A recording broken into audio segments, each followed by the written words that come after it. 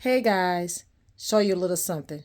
When I'm packing or getting ready for a trip, I have to be organized down to a T. Got to have my stuff organized. So my daughter and I, we share a suitcase. My husband has his own suitcase. So this is what I do to keep myself on track and for room purposes to make space. I just kind of like fold up my clothes there so we can make room. I still have a lot of more things to put in here. So I just got started. So that's what I got to add a few more things in here. And I have something to help me out. I have my little notebook to where I'm just kind of checking off what I have so far. Things that I want to pack. I have me and my daughter. I use tally marks on t-shirts, outfits, sleeping pajamas, things like that. Our underwear, Lysol, yes, it's already in there.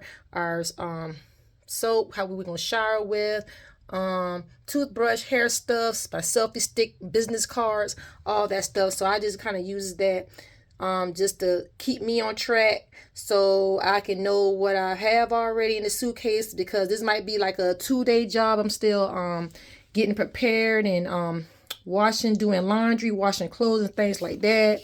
And I'm probably going to be using this, something just to kind of have on me, just something light, probably like my hair scarf and things like that, my neck pillow, things like that. So that's what I do just to stay on track, just with packing. And so still got more to do. So just a little tip that I like to share with you guys, just to kind of get it done. If you one of those ones that just need little assistance, you know what I'm saying, it take you a couple of days just to kind of get your stuff together, having this good old checklist, something that kind of keep you on track, so you won't be digging in out of the suitcase, forgetting what you packed, what you didn't pack. So just a little tip on Blogging with April.